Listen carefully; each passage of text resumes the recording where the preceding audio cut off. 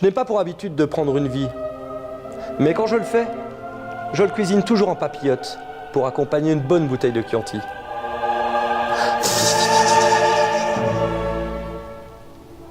Laissez-moi maintenant vous parler des tribulations d'une pauvre âme tourmentée à qui il est arrivé une bien drôle de mésaventures.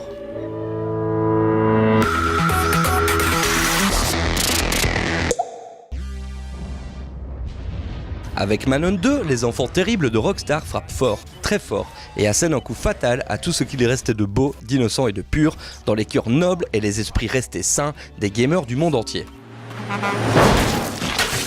En fait, ce sombre constat s'imposait déjà avec l'hyper sulfureux et premier du nom Manhunt, qui avec son implacable chasse à l'homme proposait la mise à mort de votre hacker avec ce principe vicieux de pouvoir choisir entre plusieurs niveaux de violence pour les exécutions, allant de la moins violente à la plus gore, selon que vous restez longtemps ou non brandissant votre arme dans le dos de votre victime. En effet, dans Manhunt, on n'attaque pas de face, on se planque dans l'ombre et on approche discrètement sa proie quand elle a le dos tourné, ce qui contribue pour beaucoup à l'atmosphère tendue et angoissante présente tout au long du carnage. Toujours placé sous le signe de l'hyperviolence, ce deuxième opus sorti en 2008 sur Wii. Exclusivement sur Wii.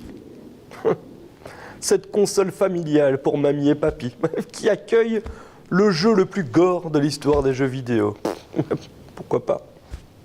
Enfin bon, donc dans Manhunt 2, vous incarnez Danny, schizophrène lié à un sombre projet et que vous devez aider à s'échapper d'un asile d'aliénés dès la première mission. C'est alors le début d'une longue descente aux enfers dans une ambiance glauque et poisseuse au relent rance de démence qui mettra vos nerfs à rude épreuve et qui placera la barre du politiquement incorrect à une hauteur encore inégalée de mémoire de trentenaires fans de déviance et d'horreur.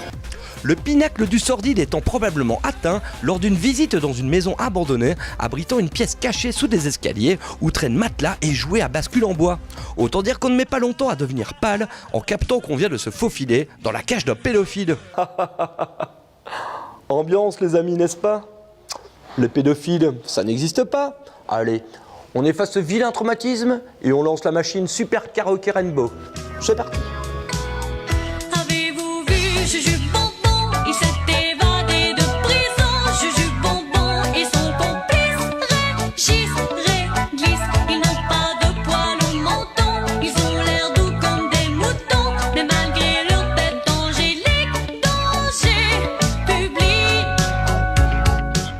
Forcément, Manhunt 2 n'est pas à mettre entre toutes les mains qui deviendront rapidement moites et tremblantes, je vous le promets. Mais si vous vous torchez avec la bien-pensance d'une Hillary Clinton qui a sorti jadis épée bouclier pour empêcher la sortie du jeu et imposer à la censure de faire son pénible travail de bourreau, et si surtout vous êtes capable de jouir d'une violence extrême en qualité d'adulte ayant du recul nécessaire et pouvant relativiser le carnage sous le prisme d'une expérience sensitive et immersive invoquant plusieurs degrés de lecture, ok. Eh bien je vous invite à plonger tête en palais la première et faire jouir le bon gros bourrin borderline fan de sensations extrêmes qui sommeille en vous. Hey.